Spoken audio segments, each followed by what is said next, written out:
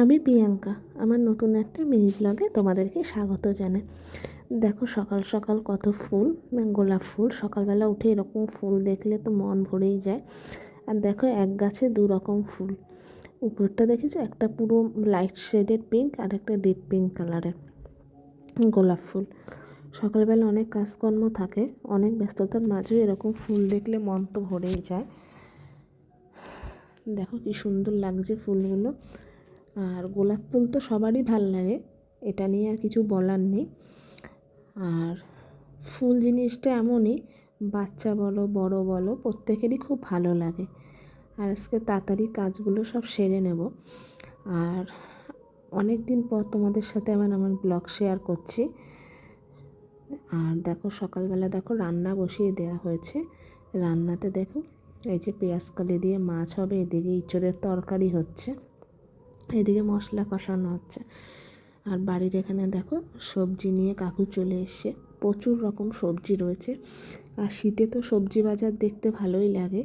এখানে দেখো পেঁয়াজ কলি রয়েছে, এমনি পেঁয়াজ রয়েছে, শাক রয়েছে, মোচা রয়েছে, অনেক রকমের জিনিস রয়েছে, প্লাস মটরশুঁটিও রয়েছে। এই দেখো কাকু বলছে মটরশুঁটিগুলো একদম কচি আছে, খেয়ে দেখো। আমি যদিও কাঁচা জিনিস খাই না।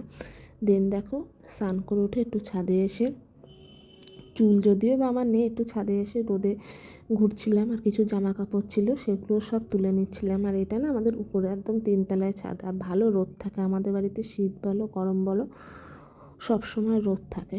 এবার দেখো দুপুরবেলা ভাত বেড়ে নেব, তাই সব গুছিয়ে নিচ্ছি, তরকারি বের করে সব কিছু গুছিয়ে নেব, নিয়ে ভাত বেড়ে নেব সবার জন্য। আর খেয়ে দিয়ে না আজকে একটু বেরোনোর আছে, আমি আর মাম্মাম একটু বেরোবো বলতে একটু বদরেই যাব ঘুরতে ঘুরতে। এদিকে দেখো ভাত খেয়ে নিচ্ছি। আর ঠান্ডা প্রায় এখন কম পড়ছে, দুপুরের দিকটা গরম গরম আর রাতের দিকটায় ঠান্ডা পড়ছে। আর এতে না মানুষের শরীরও খারাপ করছে। আমার গলাটা ব্যথা ছিল, ভীষণ ব্যথা ছিল। আর এদিকে দেখো খাওয়া দাওয়া করে নিয়ে একটু রেস্ট নিয়ে আমি বেরিয়ে পড়েছি।